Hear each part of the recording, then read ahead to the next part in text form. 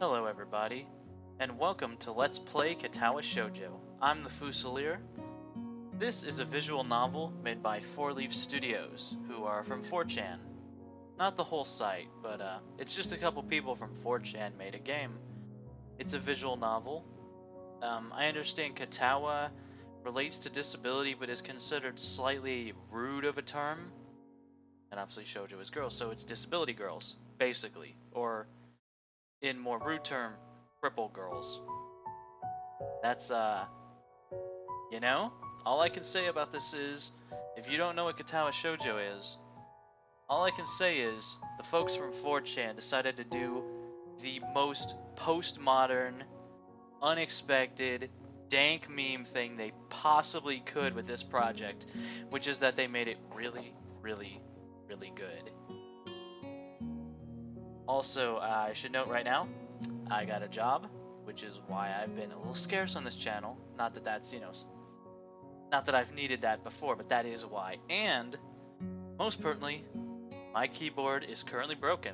So I can't do any game that requires you to use the keyboard. So think about that. So I'm like, I really enjoyed my Analog and Hate Plus LPs. They were some of the favorite ones I ever did, in fact. I really explored something new. So, Katawa Shoujo, another visual novel. For that one, I did not read the documents we had. I didn't read everything, which is a style you can do. I think I am going to do that here, because this is a more narrative. This is like a visual novel with some choices. The other one, Christine Love, does a very different style, but this one is a story. So I've talked far too long. Let's get into it, shall we? I hope you all enjoy.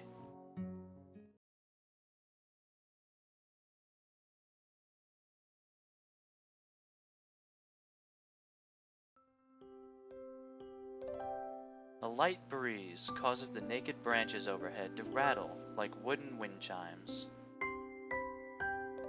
This is a popular retreat for couples in the summer. The deciduous trees provide a beautiful green canopy, far out of sight of teachers and fellow students. But now, in late winter, it feels like I'm standing under a pile of kindling. I breathe into my cupped hands and rub them together furiously to prevent them from numbing in this cold. Just how long am I expected to wait out here anyway? I'm sure the note said 4 p.m. Ah yes, the note, slipped between the pages of my math book while I wasn't looking. As far as cliches go, I'm more a fan of the letter in the locker, but at least this way shows a bit of initiative. As I ponder the meaning of the note, the snowfall gradually thickens. The snowflakes silently falling from the white painted sky are the only sign of time passing in this stagnant world.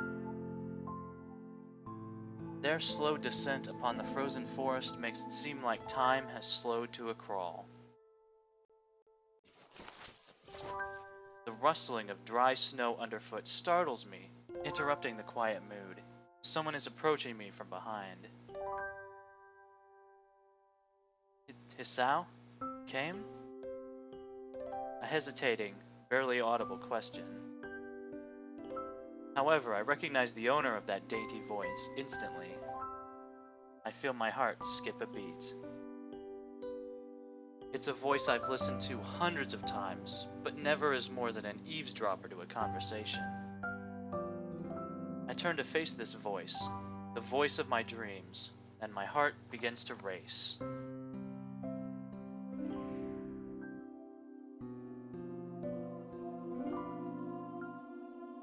Iwanako? I got a letter telling me to wait here. It was yours? Damn it. I spent all afternoon trying to come up with a good line, and that was the result. Pathetic. Yes. I asked a friend to give you that note. I'm so glad you got it. A shy, joyous smile that makes me so tense I couldn't move a single muscle, even if I tried.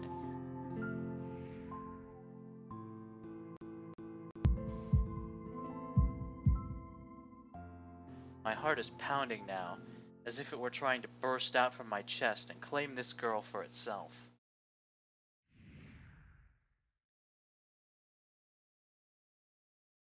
So, here we are, out in the cold.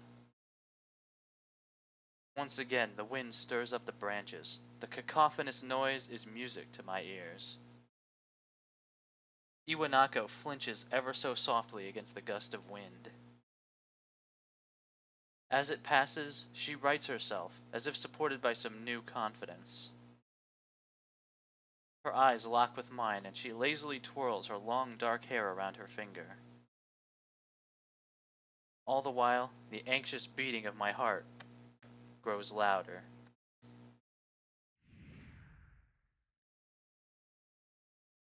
My throat is tight. I doubt I could even force out a word if I tried. You see, I wanted to know.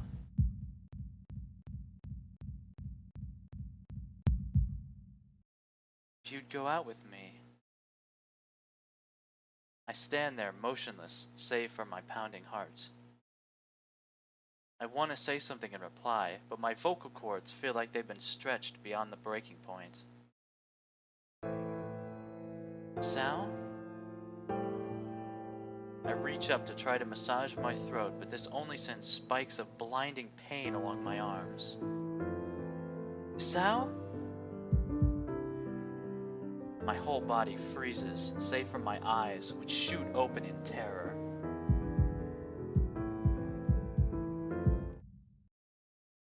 Isao! The beating in my chest suddenly stops, and I go weak at the knees. The world around me, the canopy of bare branches, the dull winter sky, Iwanako running towards me, all these fade to black. The last things I remember before slipping away are the sounds of Iwanako screaming for help and the incessant chatter of the branches above.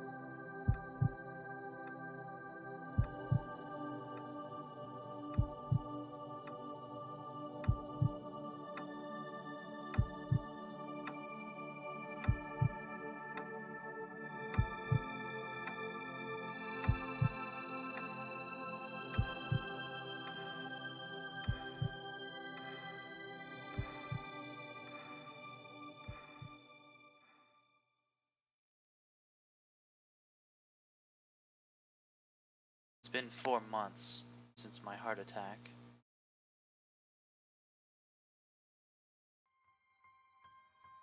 In that whole time, I can probably count the number of times I've left this hospital room unsupervised on one hand. 4 months is a pretty long time when you're left alone with your thoughts, so I've had plenty of time to come to terms with my situation. Arrhythmia. Strange word, a foreign, alien one that you don't want to be in the same room with. A rare condition. It causes the heart to act erratically, and occasionally beat way too fast. It can be fatal. Apparently, I've had it for a long time. They said it was a miracle that I was able to go on so long without anything happening. Is that really a miracle? I guess it was supposed to make me feel better, more appreciative of my life. It really didn't do anything to cheer me up. My parents, I think, were hit harder by the news than I was. They practically had 2 hemorrhages apiece. I had already had a full day by then to digest everything. To them, it was all fresh. They were even willing to sell our house in order to pay for a cure. Of course, there isn't a cure. Because of the late discovery of this condition, I've had to stay at the hospital to recuperate from the treatments. When I was first admitted, it felt as if I was missed. For about a week, my room in the ward was full of flowers, balloons, and cards. But the visitors soon dwindled, and all the get well gifts began trickling down to nothing shortly after. I realized that the only reason I had gotten so many cards and flowers was because sending me their sympathy had been turned into a class project. Maybe some people were genuinely concerned, but I doubt it. Even in the beginning, I'd barely had visitors. By the end of the first month, only my parents came by on a regular basis. Iwanako was the last to stop visiting. After 6 weeks, I never saw her again.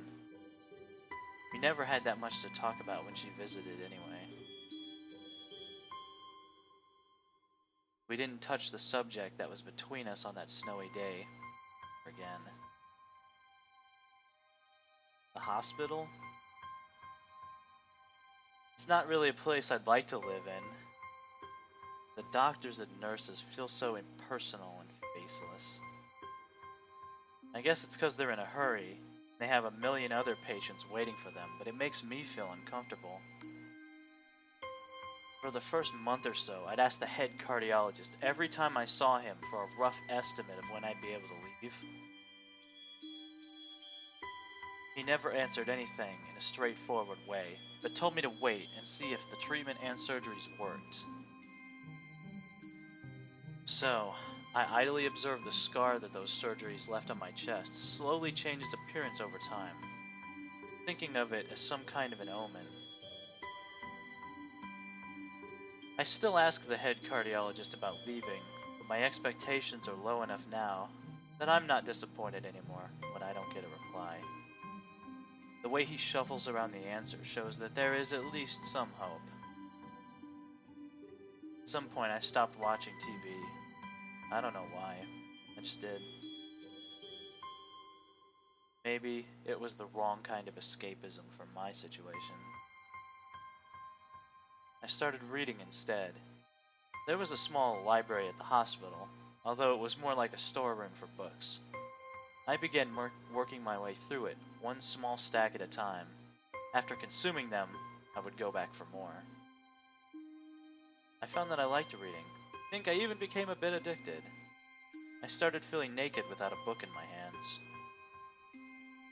But I loved the stories.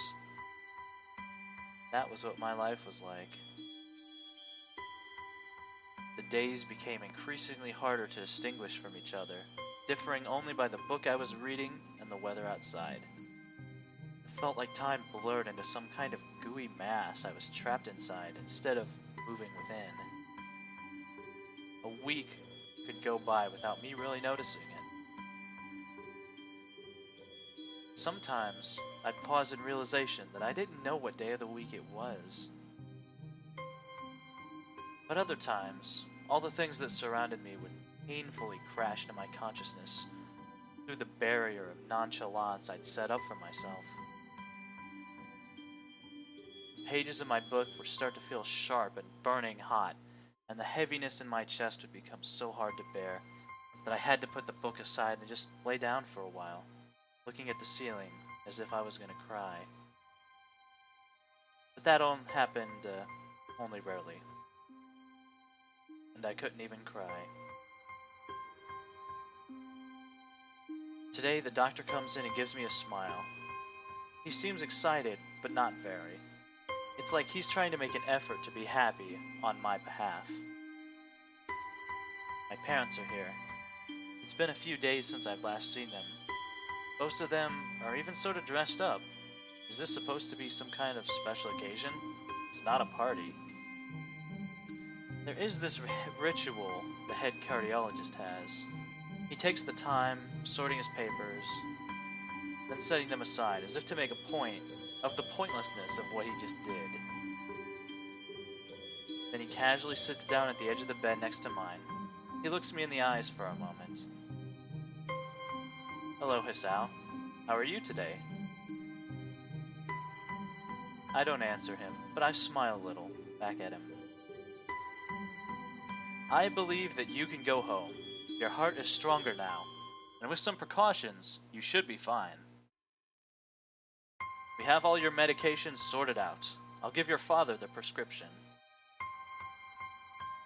The doctor hands a sheet of paper to my dad, whose expression turns wooden as he reads it quickly. So many. I take it from his hand and take a look myself, feeling numb. How am I supposed to react to this?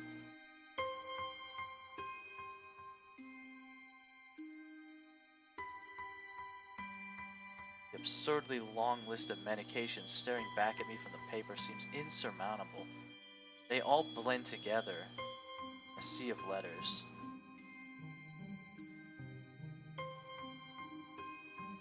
This is insane. Side effects, adverse effects, contraindications, dosages are listed line after line with cold precision. I try to read them, but it's so futile. I can't understand any of it. Attempting to only makes me feel sicker. All this for the rest of my life? Every day?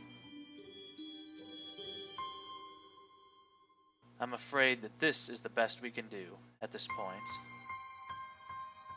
However, new medications are always being developed, so I wouldn't be surprised to see that list fade over the years.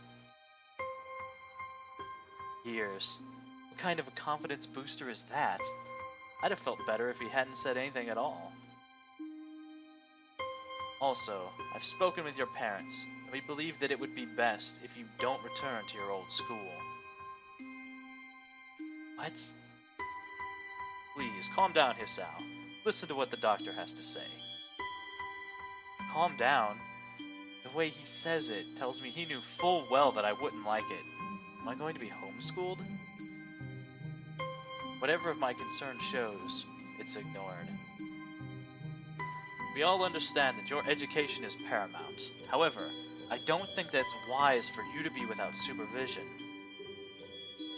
At least not until we're sure that your medication is suitable. So, I've spoken to your parents about a transfer. It's a school called Yamaku Academy that specializes in dealing with disabled students. Disabled? What? Am I? It has a 24-hour nursing staff, and it's only a few minutes from a highly regarded general hospital. The majority of students live on the campus. Think of it as a boarding school of sorts. It's designed to give students a degree of independence while keeping help nearby. Independence? It's a school for disabled kids. Don't try to disguise that fact. If it was really that free, there wouldn't be a 24-hour nursing staff, and you wouldn't make a hospital being nearby a selling point. Of course, that's only if you want to go, but your mother and I aren't really able to homeschool you. We went out there and had a look a couple of weeks back. I think you'll like it. Looks like I really don't have a choice. Compared to other heart problems, people with your condition usually tend to live long lives. You'll need a job one day. This is a good opportunity to continue your education. This is an opportunity. Don't call it an opportunity. Don't call it a goddamn opportunity. Well, you should be excited at the chance to go back to school. I remember you wanted to return to school, and while it's not the same one, a special school, that's an insult. That is what I want to say. It's a step down. It's not what you think. All of the students there are pretty active, in their own sort of way. It's geared towards students that can still get around and learn, but just need a little help, in one way or another. Your father's right, and many of the graduates of the school have gone on to do amazing things. A person doesn't have to be held back by their disability. One of my colleagues in another hospital is a graduate. I don't care. A person doesn't have to be held back by their disability. That's what a disability is. I really hate that something so important was just decided for me. But what can I do about it? A normal life is out of the question now. It's funny. I'd always thought my life was actually kind of boring. But now, I miss it. I want to protest. I want to blame this lack of reaction on shock or fatigue. I could easily yell out something now. Something about how I can go back to school anyway. But no. I don't say anything. Fact is that I know now it's futile. Around the room. Feeling very tired of this. Hospital, doctors, my condition, everything. I don't see anything that would make me feel any different. There really isn't a choice. I know this, but the thought of going to a disabled school? What are those even like? As much as I try to put a positive spin on this, it's very difficult. But let me try. Clean slate isn't a bad thing. That's all I can think of to get me through this. At least I still have something. Even if it's a special school, it's something. It's a fresh start, and my life isn't over. It'd be a mistake to just resign myself to thinking that. At the very least, I'll try to see what my new life will look like.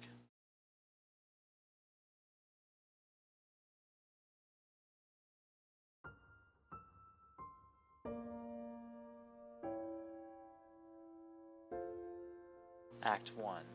Life expectancy.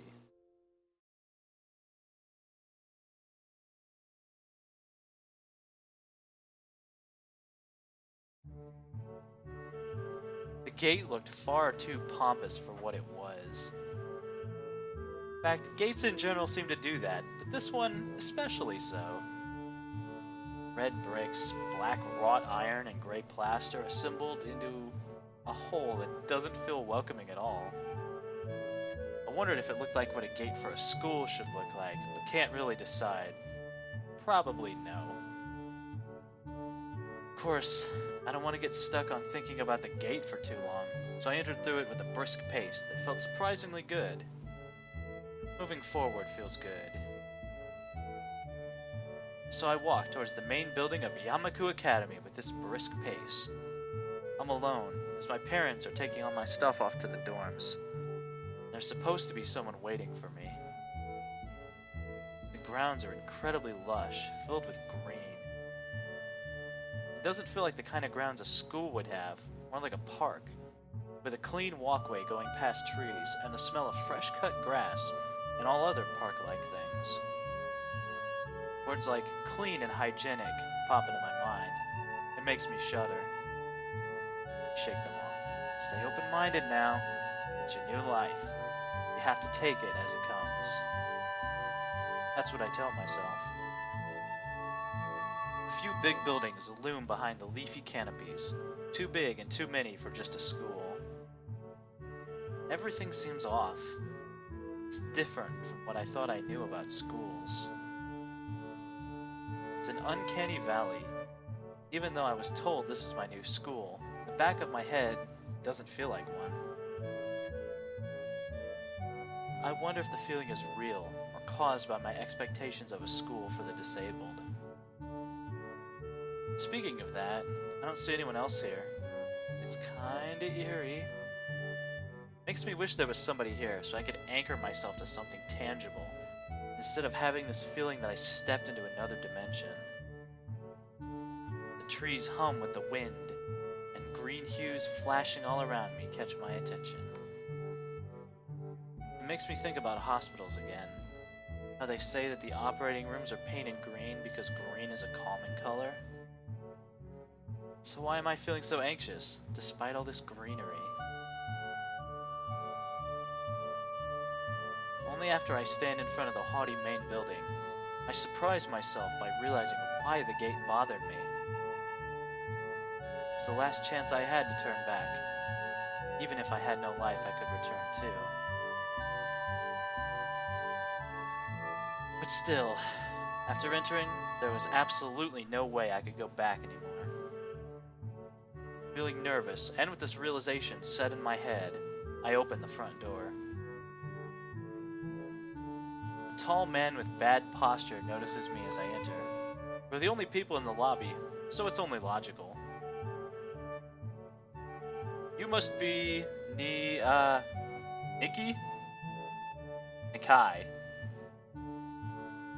So you are. Excellent. I'm your homeroom and science teacher. My name is Mutao. Welcome.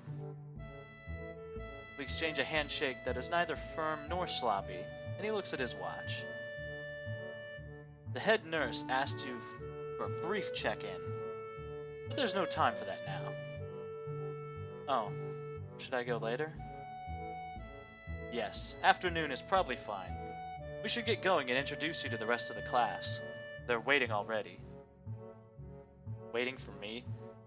I don't really like being the center of attention, but I guess it's inevitable in a situation like this. Somehow, not knowing what is waiting for me makes me feel really nervous. Thinking of this, I almost miss what the teacher is saying. Do you want to introduce yourself to the class? Alright.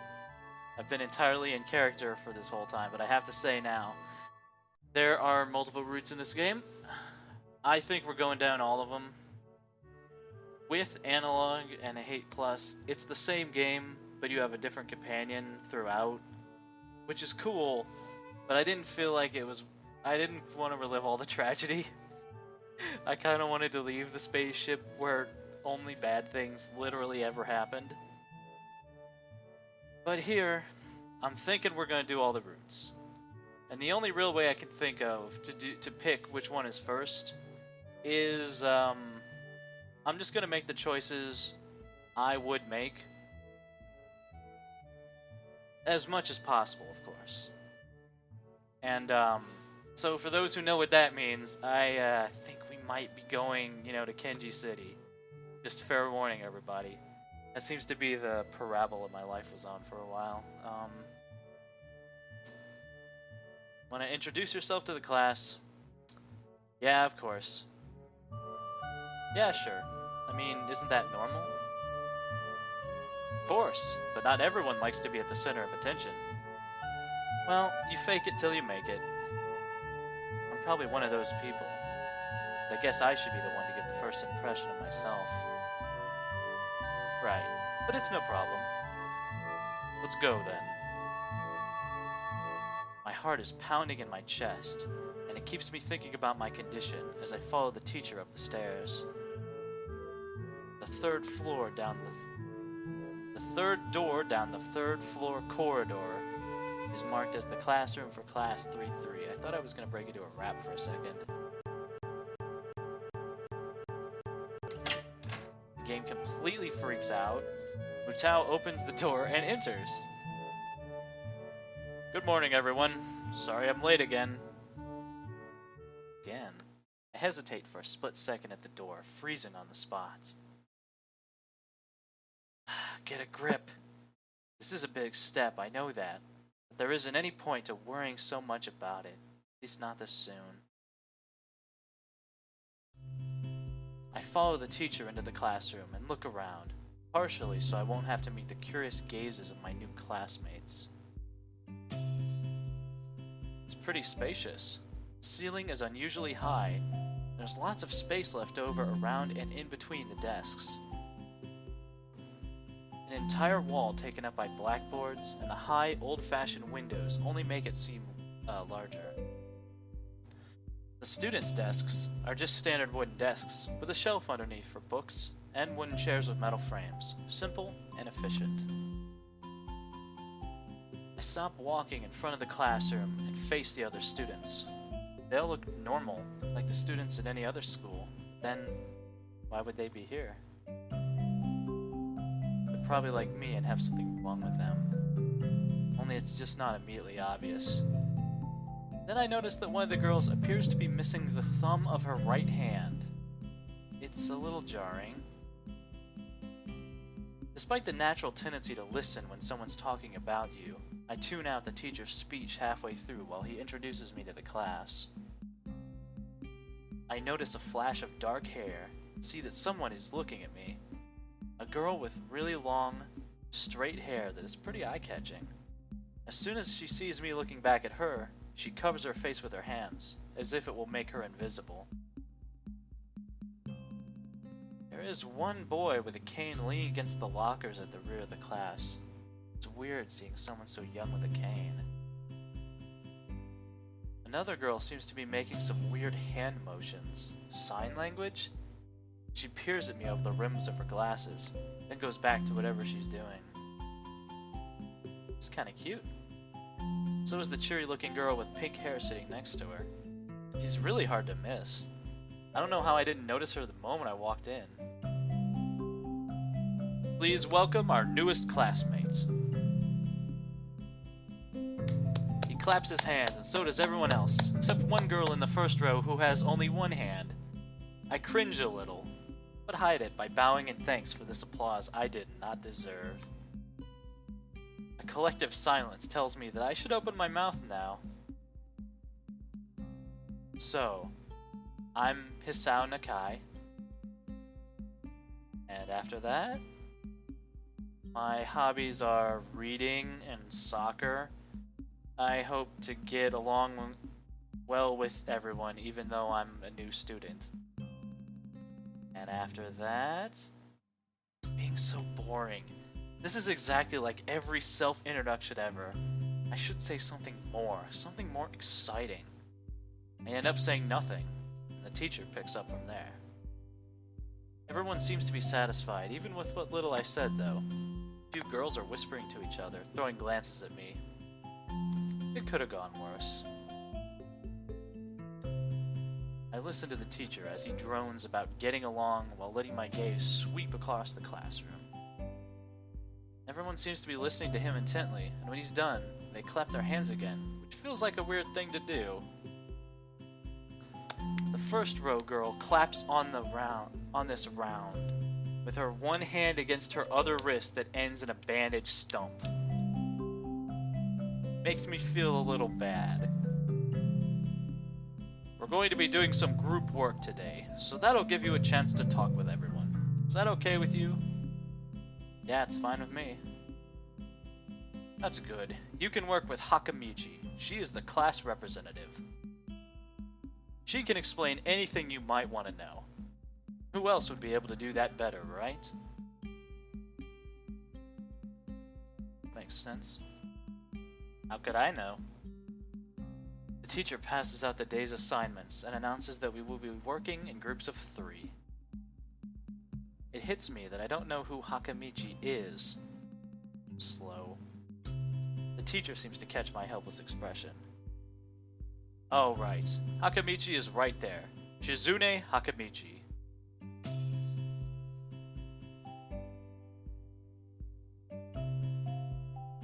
As he calls out her name, the cute, bubbly-looking girl with bright pink hair and golden eyes waves her hand at me. I take a seat next to her by the window. This seems like a decent place to leave it off. Next time, we'll meet this person with very shockingly pink hair. Hope you guys enjoyed, and I'll see you next time on Let's Play Katawa Shoujo.